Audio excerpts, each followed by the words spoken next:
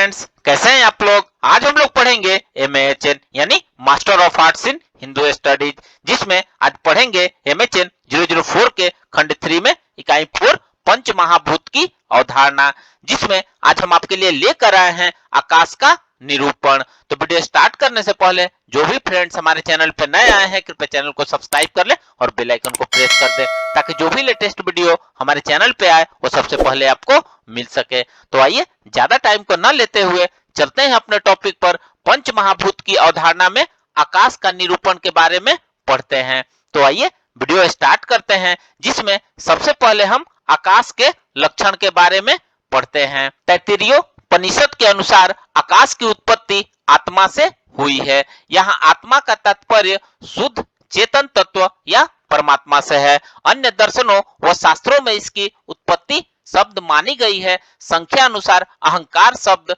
तन्मात्रा की उत्पत्ति होती है तथा उस शब्द तन्मात्रा से आकाश की उत्पत्ति होती है। परमात्मा या शुद्ध चेतन तत्व का स्वरूप भी शुद्ध या सत्व रूप है। अतः सत्व बहुल आकाश के उत्पत्ति का कारण सत्व रूप शुद्ध तत्व आत्मा को कहा गया है। आकाश को भी व्यापक, नित्य तथा एक माना गया है। इसमें आत्मा के लिंग व्याप्त है। अतः तैत्ति में आकाश की उत्पत्ति आत्मा से कही गई है। मनुस्मृति में कहा गया है कि महाभूतों के उत्पत्ति क्रम में सर्वप्रथम शब्द लक्षण वाले शब्द तन्मात्रा की सहायता से आकाश महाभूत की उत्पत्ति हुई है। यहाँ आचार्य ने मनु आकाश के दो लक्षणों का उल्लेख किया है।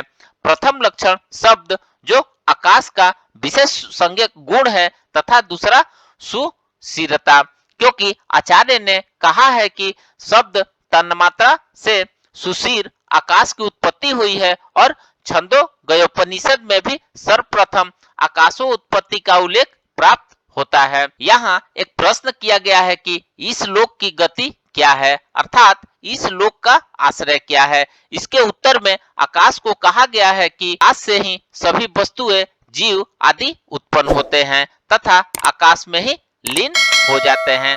आकाश में शब्द, संख्या, परिमाण, पृथकत्व, संयोग, विभाग ये 6 गुण हैं। आकाश का भेद नहीं होता है, क्योंकि आकाश एक नित्य व व्यापक होता है। आइए अब नेक्स्ट पढ़ते हैं आकाश की सिद्धि।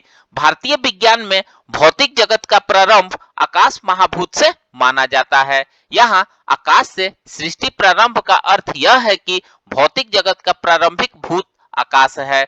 इसमें 4 और महाभूत क्रमिक रूप में उत्पन्न होते हैं। इस प्रकार 5 महाभूत संपूर्ण सृष्टि में व्याप्त रहते हैं। इनमें तेज महाभूत में रूपत्व रूप होता है। अतः तेज व बाद उत्पन्न महाभूतों में अग्नि, जल व पृथ्वी में रूपत्व होने के कारण चक्षुर इंद्रिय द्वारा स्थूल रूप ग्रह होता है। जैसे जल की दब्रता को पृथ्वी की सहनता को प्रत्यक्षीकृत किया जाता है, परंतु अग्नि के पूर्व महाभूत आकाश वायु के अंदर स्वरूपत्व नहीं होता है। आकाश में तो स्पर्श भी नहीं होता है, मात्र शब्द गुण रहता है। इसकी कोई आकृति नहीं होती है। रसनेन्द्रिय न चाक्षुष, न स्पर्दन, न प्रत्यक्ष गम्य है। इस स्थिति में आकाश महाभूत की सत्ता या विद्यमानता पर प्रश्न चिन्ह चाक्षुष प्रसवादियों द्वारा लगाया जाता है। चाक्षुष प्रत्यक्षवादी निराकार व्यापक आकाश की सत्ता स्वीकार नहीं करते हैं। चवार्क न आकाश को महाभूत के रूप में स्वीकार कर न 4 ही महाभूत को स्वीकार किया है। आकाश महाभूत को सिद्ध करने के लिए या आकाश में महाभूत की सिद्धि के लिए इसको स्पष्ट कर देना ही प्रमाण है, क्योंकि आकाश महाभूत की अवधारणा में समझ आ जाने पर यह स्वतः सिद्ध हो जाता है। आकाश व्यापक है, अनंत है। क्या हम अनुमान कर सकते हैं कि आकाश की समाप्ति कहाँ तक होती है? जहां तक भी हमारी बुद्धि का क्षेत्र है वहां तक मात्र आकाश है, जिसमें रूपत्व है और वैशेषिक गुण है। उनमें व्यापकता नहीं है। यदि रूपत्व सूर्य तक है तो हम उसके ऊपर तक देख सकते हैं, परंतु उस रूपत्व की दूरी अपनी स्थिति से ज्ञात कर सकते हैं, परंतु यह रिक्ति कहाँ तक है इसकी नहीं है। इसके अतिरिक्त यदि कोई रचना है यथा मकान है उसको नष्ट कर दिया गया। क्या बचा? सुशीलता।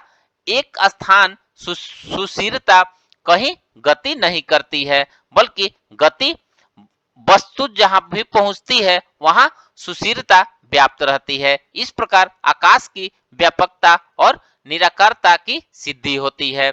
इस प्रकार यहाँ आकाश की सत्ता को सिद्धि हेतु कपित संकेत मात्र दिया गया है। किसी वस्तु की क्रिया या गतिशीलता का ज्ञान स्थिरता से होता है।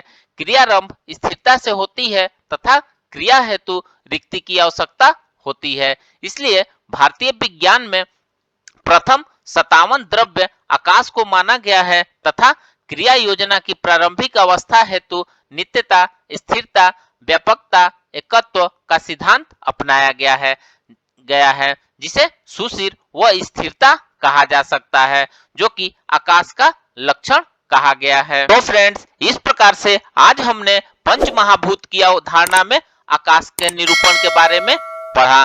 तो मिलते हैं एक नए वीडियो के साथ में, तब तक हमारे चैनल पे बने रहिए। धन्यवाद।